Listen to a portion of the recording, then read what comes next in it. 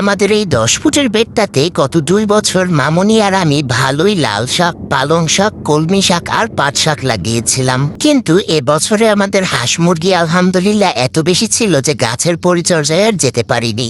এজন্য আমার প্রতিবেশী এক ভাইকে ডেকে এনে মামুনি এই বেডটাকে প্রস্তুত করিয়ে নিয়েছে। পুরুষ মানুষের হাতে আবার বেশি জোর থাকে, যা আমার চিকন হাতে নাই। এজন্য এইবার আমি আর মাটি মেশানোর ঝামেলায় আসিনি। এখানে আগের যে মাটি ছিল তাই একটু ভালোভাবে উল্টিয়ে পাল্টিয়ে দিয়েছে।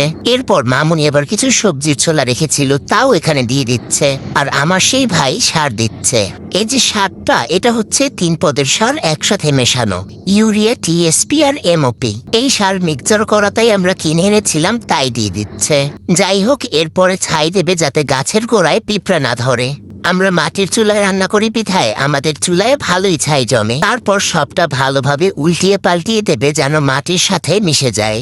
এই যে সুন্দর মাটি মেশানো হয়ে গেছে, এখন শুধু পানি দিয়ে শাকের আটি ফালানোর পালা। আর আমার অলসতার কারণে 2 দিনে আমার পানি দেয়া হয়নি। 2 দিন পরে আমি পানি দিয়ে মাটিটা ভিজিয়ে দিয়েছি। ভাবছি এইবার শুধু 2 পদের শাক লাগাবো, লাল শাক আর পালং শাক। এর মধ্যে বৃষ্টিও কিন্তু হয়েছিল কয়েকদিন। এটা একেবারে সব মাটি সমান হয়ে গিয়েছিল।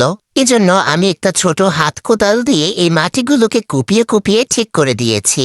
ভেবেছিলাম এই কষ্টের কোপাকুপির কাজ আর করবো না, কিন্তু নিজের অলসতার কারণে করাই লাগলো। যাই হোক, এখন মাটি এক এক জায়গায় পাহাড় পর্বতের মতো উঁচা নিচা হয়ে আছে। একটা কাঠ দিয়ে সব সমান করে দিয়েছি। তারপর এতে শাকের আটি ফেলবো।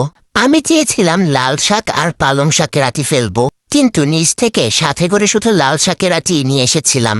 এজন্য এখন লাল শাকের আটি সবটাই ফেলবো। গতবার আমি এত বেশি আটি ফেলেছিলাম যে সব শাক গাদাগাদি করে হয়েছে। এবার চেয়েছিলাম একটু পাতলা করে লাগাবো, কিন্তু মনে হচ্ছে এবারও ঘন করেই ফালানো হয়েছে। কি আর করার। এরপর এই আটির উপর একেবারে ঝুরঝুরা গোবর সার দিয়ে দেব। আশা রাখি তাহলে ফলন একটু ভালো হবে। আটি থেকে পাতা বের হওয়া অবধি আপনারাও একটু অপেক্ষা করুন, আর আমিও অপেক্ষা করি। পাতা বের হলে ইনশাল্লাহ পরের ভিডিওতে তাও দেখাবো। এরপর এতে পানি দিয়ে দিচ্ছি।